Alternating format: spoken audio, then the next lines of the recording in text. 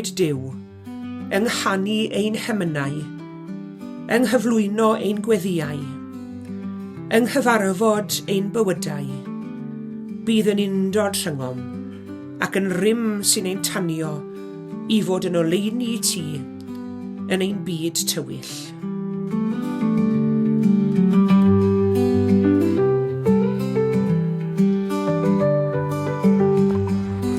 Bore da iawn i chi gyd a chroeso cynnes i chi roedfa ar Sul ola'r flwyddyn, ond yw'r flwyddyn wedi hedfan. Gobeithio geswch chi nadolig bendithiol a diogel hefyd. Diolch i chi am ymuno ni heddi. Gobeithio gewch chi fendith o gyd addoli â ni. Croeso cynnes iawn.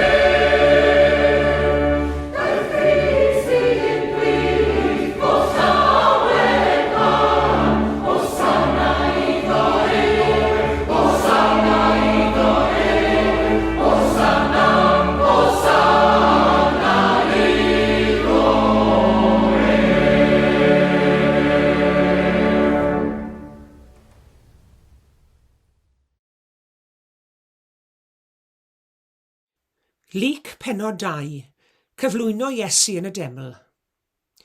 Pan ddaeth amser i puredigaeth yn ôl cyfraith Moses, cymerodd ei rieni ef i fyny Jerusalem i'w gyflwyno i'r arglwydd, yn unol ar hyn sydd disgrifennu yng nghyfraith yr arglwydd. Yn awr yr oedd dyn yn Jerusalem yr enw Simeon, dyn cyfiawn a diwiol oedd hwn, yn disgwyl am ddiddanwch Israel, ac yr oedd yr ysbryd glân arno. Yr oedd wedi cael datguddiad gan yr ysbryd glân a welai farwolaeth cyn gweld Meseia'r arglwydd. Daeth i'r deml dan arweiniad yr ysbryd, a phan ddaeth yr rieni a'r plentyn Iesu mewn i wneud ynglyn ag ef yn unol ag arfer y gyfraith, cymerodd Simeon ef i'w freichiau a bendithio Dduw gan ddweud, yn awr yr wyt yn gollwng dy was yn rhydd o arglwydd, mewn tangnefedd yn unol â thair. Oherwydd y mae fe llygaid wedi gweld ei ochydwriaeth, a ddarperais ynghlwydd y holl bobloedd. Goleuni fod yn ddatguddiad i'r cenhedloedd ac yn ogoniant i'th bobl Israel. Yr oedd ei dad a'i fam yn rhyfeddu at y pethau yn cael ei ddweud amdano. Yna bendithiodd Simeon hwy a dywedodd wrth Mair ei fam, wele, gosodwyd hwm cwymp a chyfodiad llawer yn Israel, ac i fod yn arwydd a wrthwynebu'r, a thithau trywennu'r denau digan gleddyf, felly y datguddir meddyliau calonau lawer. Yr oedd proffwydes hefyd, Anna merch Ffaniwel y lwyth Aser. Yr oedd hon yn oedronus iawn, wedi byw 7 mlynedd gyda'i gŵr ar ôl priodi, ac wedi parhau'n weddw nes ei bod yn awr yn 4 a 20 Ni byddai byth yn ymadel ar deml, ond yn addoli gan yn prydio gweddio ddydd a nos. Ar awr honno, safodd hi ger llaw a moli Duw, a llefaru am y plentyn wrth bawb oedd yn disgwyl rhyddhad Jerusalem.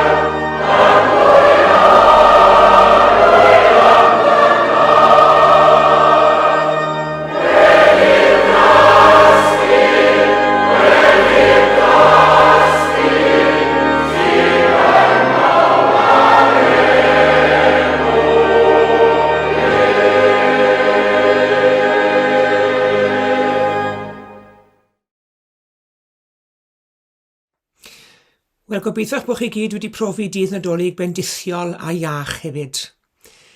Bu tymor yr Advent yn gyfnod prysur iawn i ni fel eglwysi yn yr ofaleth, tebyg iawn i eglwysi a chapeli eraill ar hyd y lled y byd, wrth i ni wneud ein ffordd yn ara bach, yn fyfyrgar ac yn ysbrydol, yn nes o ddydd i ddydd at preseb Bethlehem.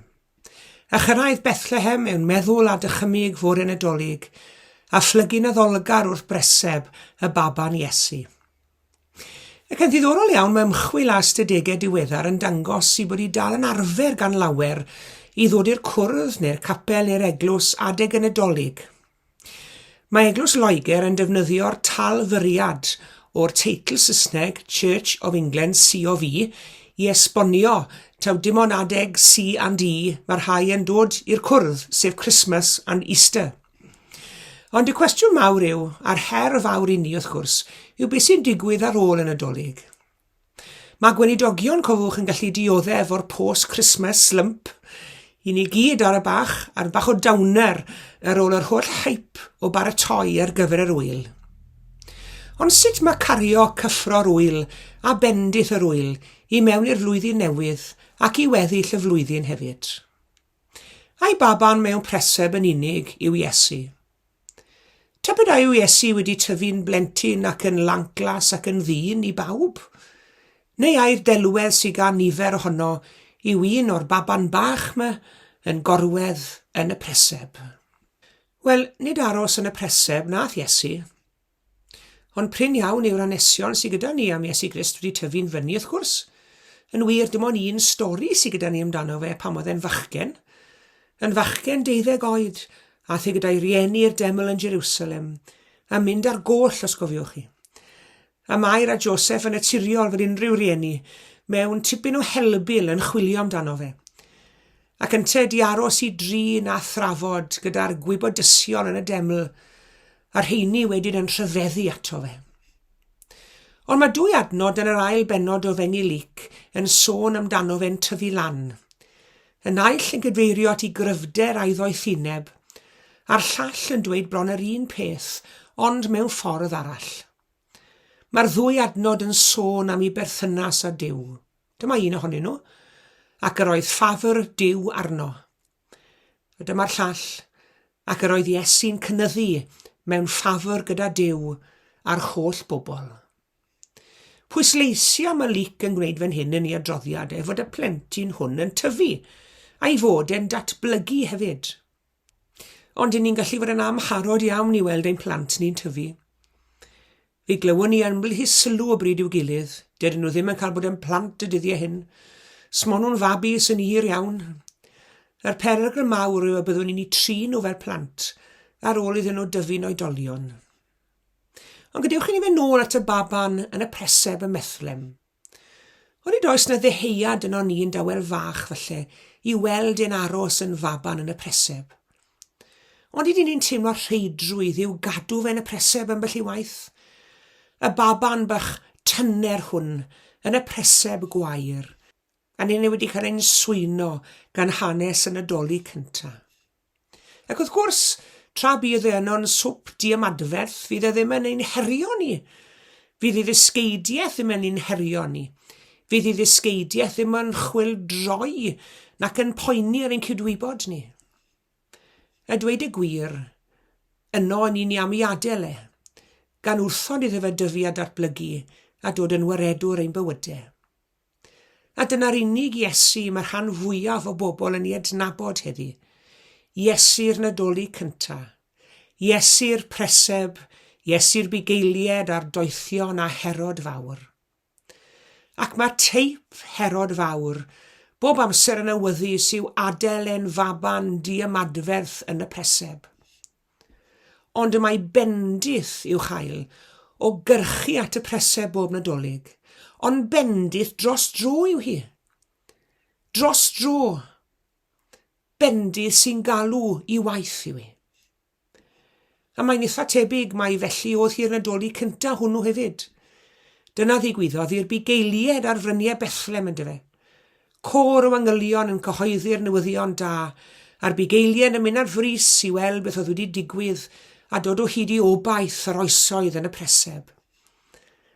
Ond nid lle aros yno oedd y preseb, ond lle brofi'r wefr cyn mynd nôl at ei gwaith i wylio'i praidd liw nos. Profiad tebyg gafodd y Ceryddion wrth deithio bell i Jwdea gan ddilyn y seren. Ond wedi'r profiad o weld y mab bychan, nôl eithon nhw ar ei taith i'w gwlad ei hunain. A beth am rieni Iesu wedyn?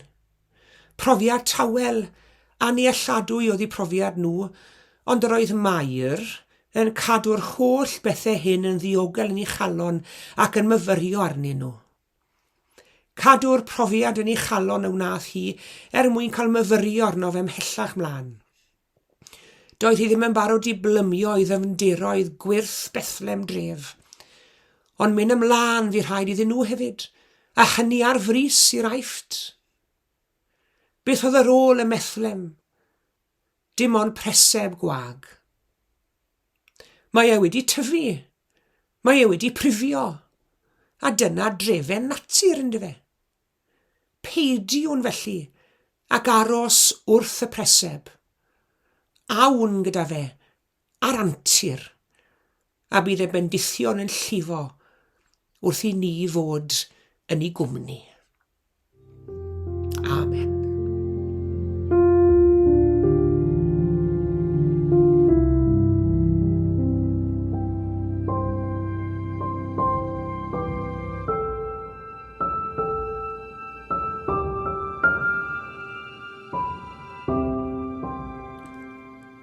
Y mae gwaith y Nadolig yn dechrau pan ddaw dydd Nadolig i ben. Pan fydd Santa di throi hi am adre a'r goeden yn ddim byd ond pren. Pan fod tinsel yn saff yn yr atig yn angof mewn 2 neu 3 blwch. Y cyfarchion a'r cardiau di llosgi ac ysbryd yr wyl yn hel llwch. Bryd hynny mae angen yngylion i dorchi hadenydd go iawn. A bryd hynny mae angen lletiwyr all wneud lle bo'r llety'n llawn. Yr un pryd mae galw am fugail i warchod y defed i gyd. Fel mae galw am ddoethion a seren i egluro tywyllwch y byd. Mae yna alw am gast drama'r geni drwy'r flwyddyn i weithio yn gydd. Am fod gwaith y Nadolig yn anodd, yn ormod o waith i un dydd.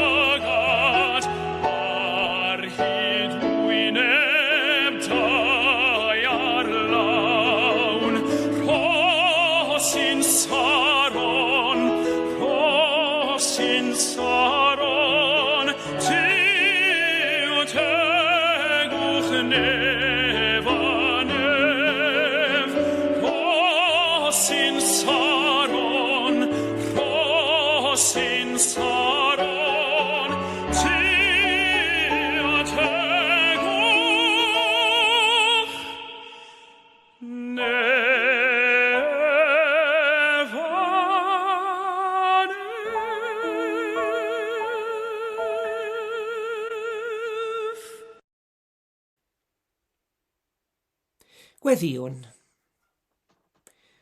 Ein tad yr hwnnwyt yn y nefoedd, Dyw a thad ein harglwydd a'n gwaredwr Iesu Grist. Dyma ni arglwydd wedi dod i ddiwedd flwyddyn arall yn ein hanes ni. Ac wrth i ni fwrw trem yn ôl dros y flwyddyn aeth heibio, i ni'n dyfoli di arglwydd ac yn diolch i ti am bob peth yr ydyn ni wedi derbyn o ddiwrthod ti dros y 12 mis diwetha. Am bopeth sydd wedi cyfoethogi'n bywydau ni. Am bopeth sydd wedi lloni ac wedi llenwi'n bywydau. Diolch i ti o ddiw ein tad fod ti wedi bod yn gwmni i ni ar hyd taith 2024. Ac wrth i ni gamu fewn i'r flwyddyn newydd arglwydd mewn ychydig ddyrnodau, ein dymuniad ni yw i gamu fewn i'r flwyddyn newydd yn dy gwmni di o dad. Arglwydd i ni'n ymwybodol iawn nad yw'r flwyddyn aeth heibio wedi bod yn un llawen i bawb. Ac yn ni'n cofio am bawb sydd i treulio dyrnodau ac wythnosau am misoedd hyd yn oed, ac sydd yn dal i dreulio'r amser ar hyn o bryd, yn byw mewn sefyllfaoedd enbyd o drist, lle mae yna ormes a ryfel a thrais yn eu hamgylchynu nhw. I ni'n meddwl arglwydd am Gaza, i ni'n meddwl am Ukraine, a phob man arall lle mae yna ryfel a lle mae yna wrthdaro ar hyn o bryd. Yn unau newydd ddathlu pen blwydd Iesu, tywysog tangnefedd. I ni'n gweddio'r newydd arglwydd am heddwch a chyfiawnder yn ein byd ni, ac am dangnefedd yng nghalon bob person. Arglwydd i ni'n diolch i ti am yr wyl i ni wedi dathlu y flwyddyn hon, gwyl yn Nadolig. Diolch i ti am y fraint fawr o medru plygu'n addolgar wrth preseb dy fab Iesu Grist y Methlem. Diolch i ti arglwydd am gael ail fyw'r cyffro yn ystabal a noson honno. Diolch i ti arglwydd am bob peth sydd wedi peri ni rhyfeddu o'r newydd, rhyfeddu rwyf o ddiw, dy ddyfod yn y cnawd, rhyfeddod heb ddim diwedd yw fod Iesu mi'n frawd. I ni'n gobeithio arglwydd bod rhyfeddod yn Nadolig cynta wedi cydio o'n ni eto yn Nadolig hwn. Ond arglwydd beth newn ni wedi'r Nadolig dwed.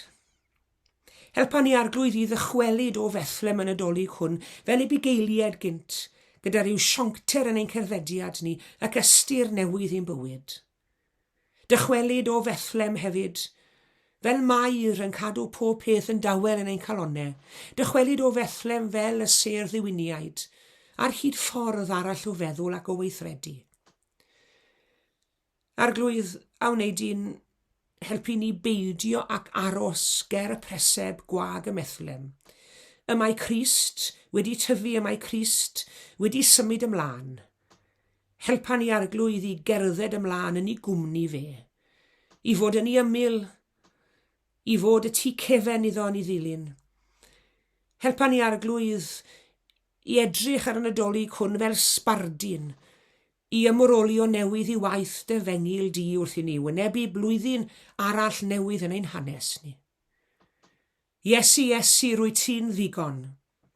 Yr holl bethau ni wedi derbyn dros yr wyl, Iesu, rwy ti'n ddigon, rwy ti'n llawer mwy na'r byd. Mwy trysorer sy'n dy enw na thrysorer India i gyd. Diolch arglwydd am gyfoeth dy bersonoliaeth di ac am y fraint fawr o dy adnabod di yn ffrind ac yn gyfaill ac yn waredwr i ni. Arwain ni mlaen yn ddiogel arglwydd i fewn i'r flwyddyn newydd. A bydded i ni brofi bendithion lu wrth i ni gyd deithio â thi a fynd ynglyn â'n waith fel disgyblion i ti. Gwrando'n gweddi felly arglwydd a madda i ni hefyd bob bai a phechod yn derbyn di. I ni'n gofyn hyn yn enw Iesu Grist ein harglwydd a'n gwaredwr, yn dysgodd ni wrthweddio i ddweud gyda'n gilydd. Ein tad yr hwnnwyt yn y nefoedd, sancteiddiau'r denw, deled y deyrnas, gwneler dy ewyllus, megis yn y ne felly ar y ddeiar hefyd. Dero i ni heddiw ein bara beinyddiol, a madda i ni ein diledion, fel y meddew ninnau i'n diledwyr, ac nac arwain i ni brofedigaeth, eithi'r gwared ni rhag drwg. Canis eiddo ti yw'r deyrnas a'r nerth a'r gogoniant yn oes oesoedd. Amen.